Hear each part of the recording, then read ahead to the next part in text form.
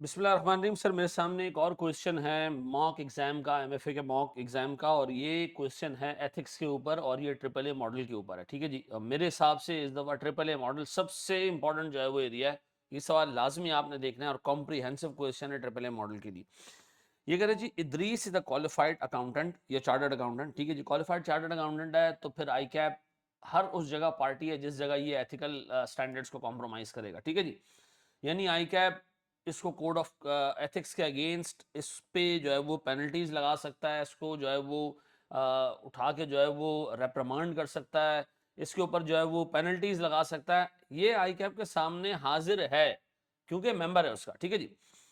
He is qualified, Idris the qualified chartered accountant and has been appointed as the managing director of Hizban limited on 31 दिसंबर 2022। 31 दिसंबर 2022 को ये managing director बना है। Hizban is a public company and has reported regular profit for the last 5 years. पिछले 5 साल से ये company जो है वो लगातार प्रॉफिट्स में। ठीक है जी। Unusually given the recent economic problem, 2022 has been exceptionally profitable for the company। Sir दो मुल्क के हालात इतने अच्छे नहीं हैं। ठीक है जी, कंट्री के हालात इतने अच्छे नहीं है, लेकिन 2022 में इस कंपनी ने बेहतरीन प्रॉफिट कमाया। ठीक है जी, किस वजह से? ओवरसीज कॉन्ट्रैक्ट्स की वजह से। while the future still appears to be favorable, some of these contracts are one off। लेकिन एक प्रॉब्लम है, ये जो प्रॉफिट अर्न हुआ है ना, ये वन ऑफ कॉन्ट्रैक्ट्स की वजह से। वन ऑफ कॉन्ट्रैक्ट्स का मतलब ये कि शायद अगली दफा ये ना हो। ठीक है जी, किसी को लिस्टिंग करा के दे दी, किसी को ब्रांचेस खोल के दे दी, मिसाल दे रहा हूं। अगर कोई इस तरह के काम करता है तो सर ये वन ऑफ है, ये कोई रिकरिंग नेचर का कस्टमर नहीं बनेगा हमारा। तो अगर वन ऑफ कॉन्ट्रैक्ट से रेवेन्यू कमाया, प्रॉफिट कमाया, तो शायद अगली दफा इतना प्रॉफिट ना हो। ठीक है जी। So the reported profits for the future years may not be as high as 2022। अब देखें, इस बंदे के सामने एक चैलेंज है। इस बंदे ने ज्वाइन किया है उस साल के बिल्कुल एंड पे, जिस साल के प्रॉफिट्स बहुत हाई हैं। अब ये प्रॉफिट इसने थोड़ी कमाया, ये प्रॉफिट तो जो पुराना बंदा था उसने कमा के दिए। ये तो इसका नया साल तो अगला होगा, इसका जो मेन साल है वो तो नेक्स्ट ईयर होगा। अब इसको दो टेंशन होगी, इस साल का प्रॉफिट हाई है, अगला साल जिसमें ये खुद मैनेजिंग डायरेक्टर के तौर पर ड्यूटीज परफॉर्म कर रहा होगा, मे भी उसका प्रॉफिट इतना हाई ना हो। मे भी लोग हाईलाइट करेंगे यार इसके आने के बाद प्रॉफिट कम हो गया। अब देखो, लोगों को ये तो याद नहीं होगा कि वो वन ऑफ कॉन्ट्रैक्ट्स थे और यहाँ वन ऑफ कॉन्ट्रैक्ट्स नहीं है। अब इस बंदे को परेशानी शुरू हो गई। One of the one of Idris one of Idris's first task as a managing director is to facilitate the completion of current year's financial statement for the year ended 31st December 34th नहीं है 31st December 2022। Sir इसका पहला task ये है कि ये financial statements जिनका भी ऑडिट शुरू हुआ होगा, चूंकि ये अब मैनेजिंग डायरेक्टर बन चुका है, तो इस फाइनेंशियल स्टेटमेंट्स को निकालना है इसने। Whilst Idris is pleased with the exceptional profit record of the company's draft financial statements, he is aware of the non-recurring nature of some of the contracts। ठीक है जी, may result in a reduced profit for the next year। ठीक है जी, as this will be his first year at the helm of the company, a reduction in profit may reflect poorly on his performance and his bonus। ना सिर्फ performance बल्कि 2023 का bonus जो उसको मिलने वाला है।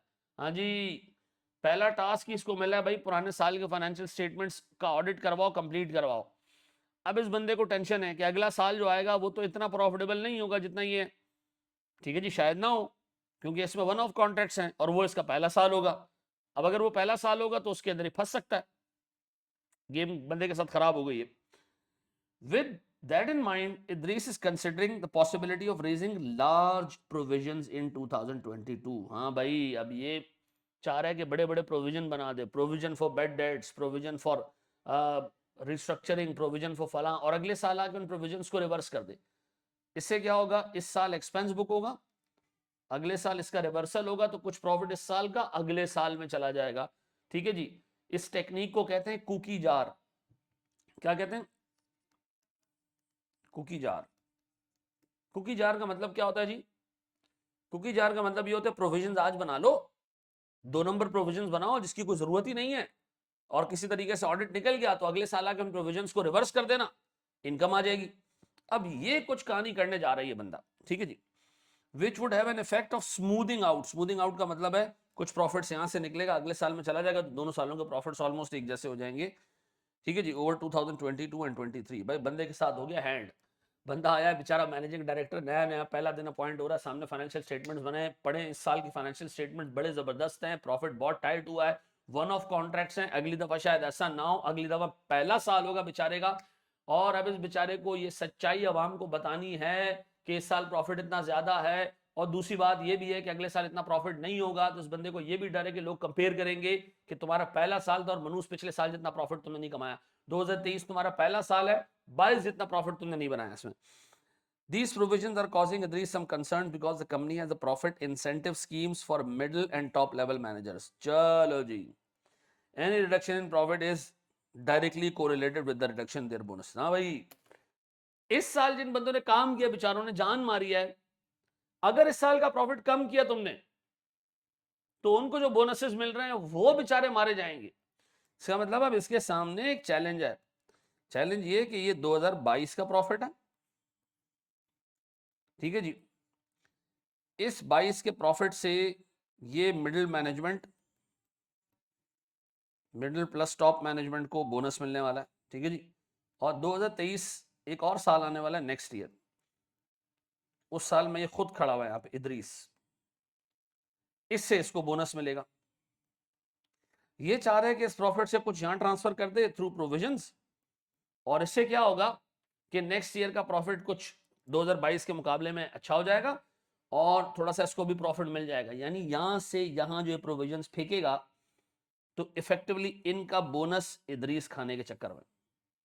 ठीक है जी, अब इसके सामने दो बड़े मसले, करंट ईयर का प्रॉफिट सही रिपोर्ट करे तो इन लोगों को अच्छा बोनस मिल जाए, हम फंस जाए यानी इदरीस फंस जाए, और इदरीस फंस भी जाए कि यार अगले साल का प्रॉफिट कम आया और बोनस भी कम मिले।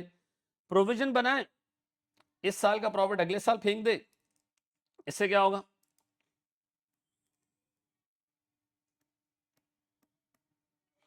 इससे क्या होगा, अगर इस साल का प्रॉफिट अगले साल फेंकेगा तो क्या होगा, प्रोविजन बनाएगा तो क्या होगा, अगले साल का प्रॉफिट बढ़ जाएगा, इन बेचारों का बड़ा गर्क हो जाएगा, बोनस इनको नहीं मिलेंगे, अगले साल इदरीस की परफॉर्मेंस भी अच्छी नजर आएगी और इदरीस का बोनस भी बढ़ जाएगा। अब वो कह रहा है भैया इदरीस के सामने बहुत सारी चीजें, ट्रिपल ए मॉडल लगा के डिटरमिन करेंगे इदरीस को क्या करना चाहिए।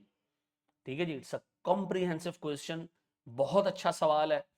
अब आए जरा सर देखते हैं हम इस सवाल को अटेम्प्ट कैसे करना है, वो 7 स्टेप्स जो ट्रिपल ए मॉडल में लिखे वो अप्लाई कैसे करने हैं। केस समझ आ गया, 22 का प्रॉफिट बहुत हाई है, 22 के प्रॉफिट में जो प्रॉफिट डिस्ट्रीब्यूट होगा उसके अंदर मिडिल मैनेजमेंट और टॉप मैनेजमेंट का बोनस है। 23 का प्रॉफिट अगले साल आएगा, उससे बोनस मिलना है इदरीस को। इदरीस ईमानदारी करे तो 22 के प्रॉफिट को जैसे रहने दे, इन लोगों को बोनस भी मिल जाए, अगले साल का प्रॉफिट कम हो, इदरीस को लोग थोड़ा सुनाएंगे भी कि यार तुमने तो प्रॉफिट कम कर दिया, पिछले 22 का प्रॉफिट तो बहुत था। ठीक है जी, इदरीस का बोनस भी कम हो जाए। इदरीस अगर 2 नंबरी करे तो 22 में प्रोविजंस बनाए, 23 में आके उनको रिवर्स कर दे। इससे ये होगा कि इस साल जो ये मैनेजमेंट है इनके बोनसेस कम हो जाएंगे, लेकिन अगले साल इदरीस की पहले साल का प्रॉफिट भी बढ़ जाएगा, इदरीस का बोनस भी बढ़ जाएगा। ये 2 कोर्सेज ऑफ एक्शन अपेरेंटली नजर आ रहे हैं। अब बताएं जी क्या करना चाहिए इदरीस को, आए जरा देखते हैं इदरीस भाई को करना क्या चाहिए। चले जी, सबसे पहला स्टेप ट्रिपल ए मॉडल में determine the facts, who, what, when, why, इन सब के जवाब दे दो। अच्छा, जितनी भी ऊपर चीजें आपने ना, ये पूरा केस समराइज करके मैंने लिख दिया। इदरीस एक क्वालिफाइड चार्टर्ड अकाउंटेंट है, लिखा हुआ है ऊपर सर, रिसेंटली अपॉइंट हुआ as managing director. Fact of the case, Idris की अपॉइंटमेंट फाइनेंशियल ईयर के बिल्कुल थोड़ा सा पहले हुई है और इस साल के फाइनेंशियल स्टेटमेंट्स उसने कंप्लीट करके देने। कंपनी की हिस्टोरिकल फाइनेंशियल स्टेटमेंट्स बहुत अच्छी हैं, प्रॉफिट्स बहुत अच्छे कमाए, इस साल बहुत ज़बरदस्त प्रॉफिट हुआ है वन ऑफ कॉन्ट्रैक्ट्स की वजह से।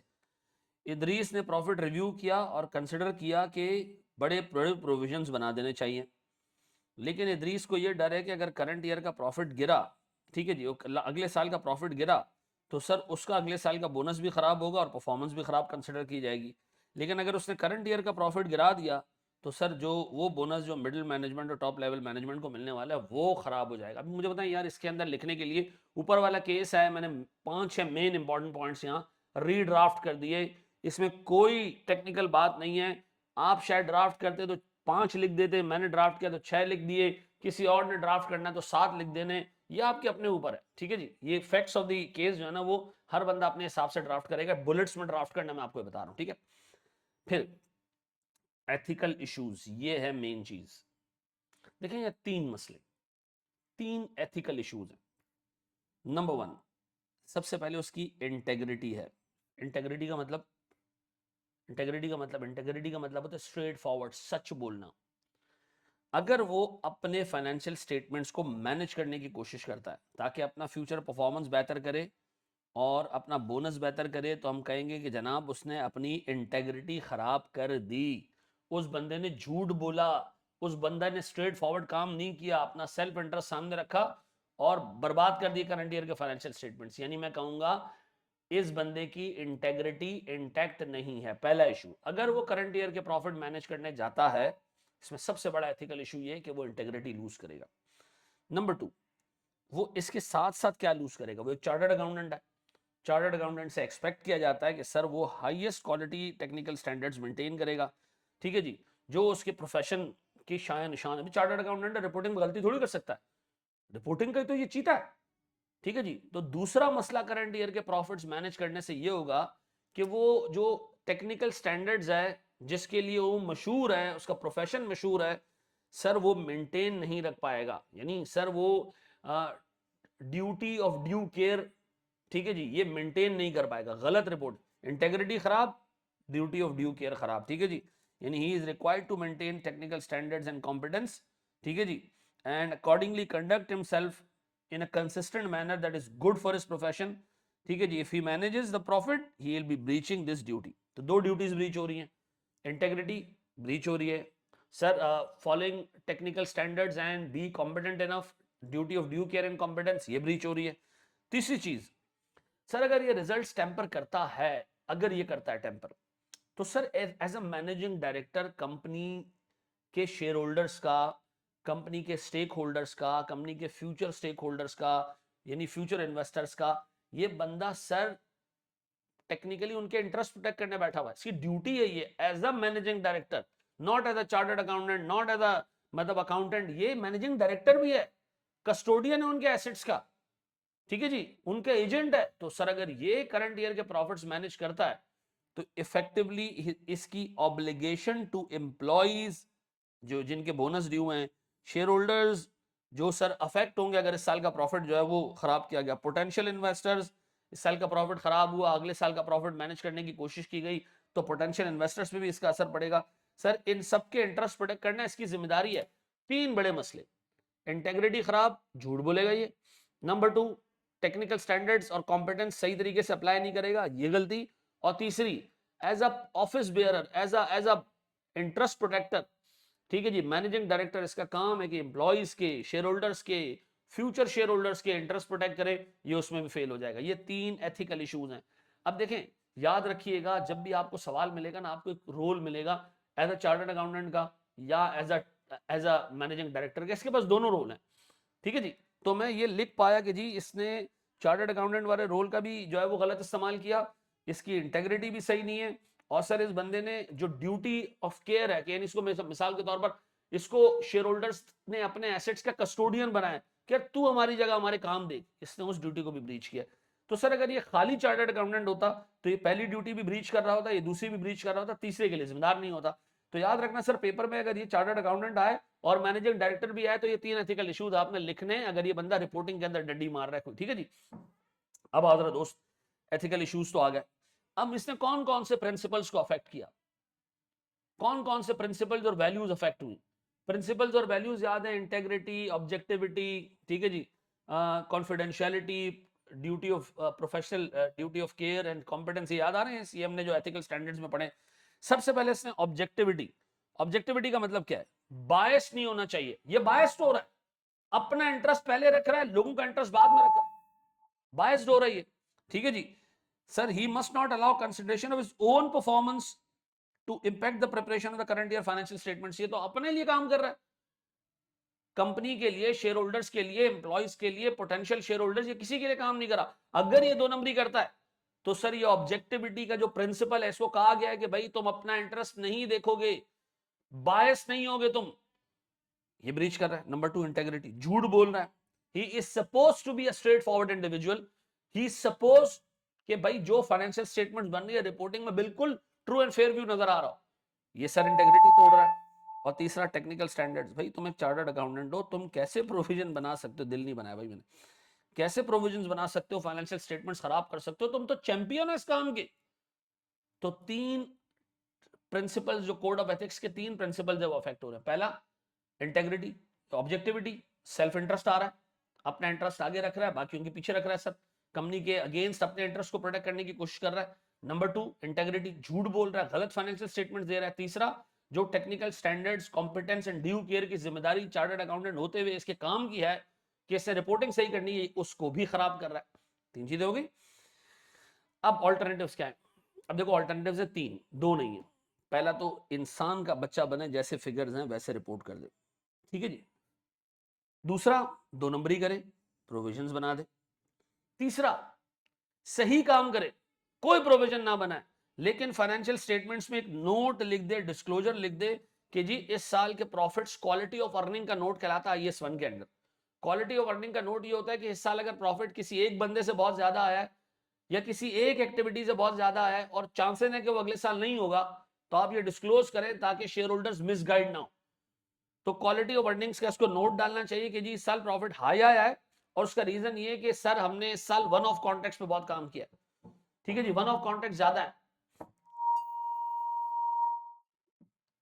तो अगले साल शायद वन ऑफ कॉन्ट्रैक्ट्स ना हो, तो अगले साल शायद वन ऑफ कॉन्ट्रैक्ट्स ना हो सर, ठीक है जी। तो इससे ये होगा कि अगले साल जब इस पे प्रेशर आ रहा होगा कि यार तुमने क्या परफॉर्म किया है, तो ये अवाम को बता सकेगा कि यार देखो मैं तो नोट डाल दिया था, पिछले साल का प्रॉफिट तो इस वजह से ज्यादा था कि वन ऑफ चीजें थी, भाई मेरे वाले ईयर को पिछले साल से कंपेयर ना किया जाए, ठीक है जी। हाँ अलबत्ता इसकी एक पर्सनल कॉस्ट पे करना पड़ेगी, इसका बोनस कम हो जाएगा, ठीक है जी। तो सर ये तीन एक्शन है। अब अप्रोप्रिएट एक्शन मेरे हिसाब से तीसरे वाला ही है। अब आए जरा comparing the values and alternatives. अब आपने जो ऑल्टरनेटिव्स दिए हैं चेक करते हैं उसमें सबसे कम एथिकल कॉम्प्रोमाइज कहां आ रहा है। पहली चीज, हम फिगर्स को रिपोर्ट कर दें जैसे करना है, बिल्कुल सही। इदरीस जो है वो विल मेंटेन इंटेग्रिटी वाला इशू एडजस्ट हो जाएगा, ऑब्जेक्टिव वैल्यू एड्रेस हो जाएगा, ठीक है जी। हाँ इसकी पर्सनल कॉस्ट पे करनी पड़ेगी, अगले साल की परफॉर्मेंस भी इसकी खराब नजर आएगी, अगले साल इसका बोनस भी कम होगा, लेकिन इंटेग्रिटी भी सेट हो जाएगी, ऑब्जेक्टिविटी भी सेट हो जाएगी, टेक्निकल स्टैंडर्ड्स भी सेट हो जाएंगे, ठीक है जी, क्योंकि IAS 1 का ये नोट ऑप्शनल होता है, ठीक है जी।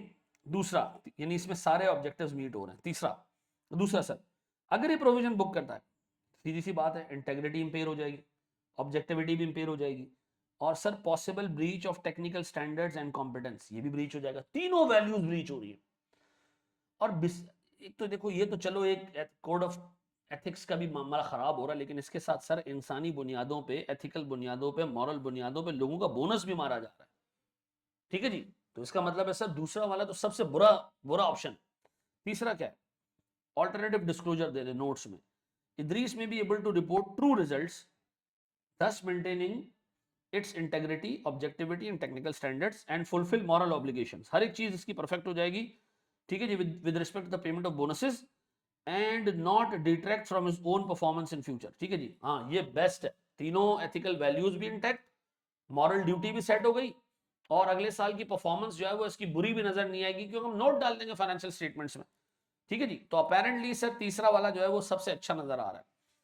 असेस द कंसीक्वेंसेस, अब इन तीनों में से कंसीक्वेंसेस किसके खतरनाक है, ज्यादा है, ये भी हमने देखनी।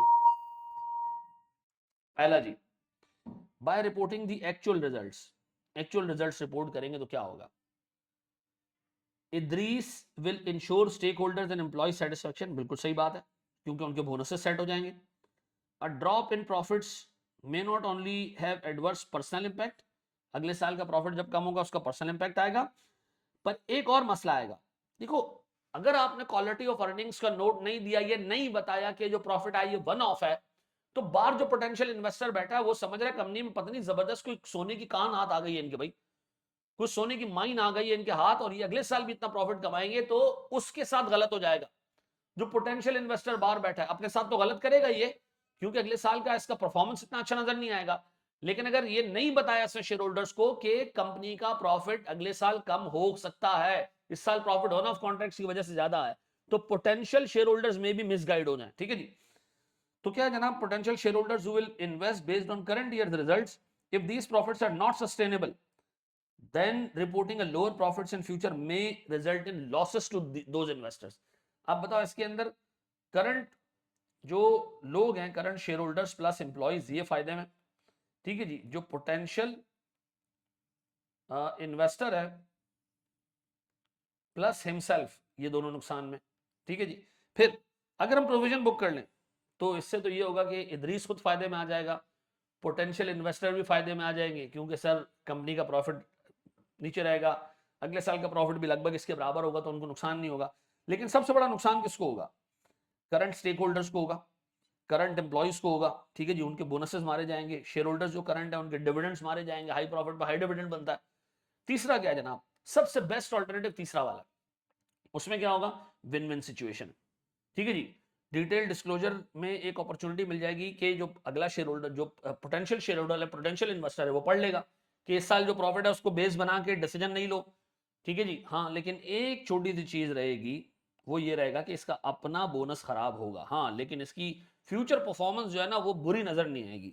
Adopting alternative means This alternative means disclosure may result in a win-win situation. Detailed disclosure may provide opportunity to report actual results. Actual results हम report कर पाएंगे.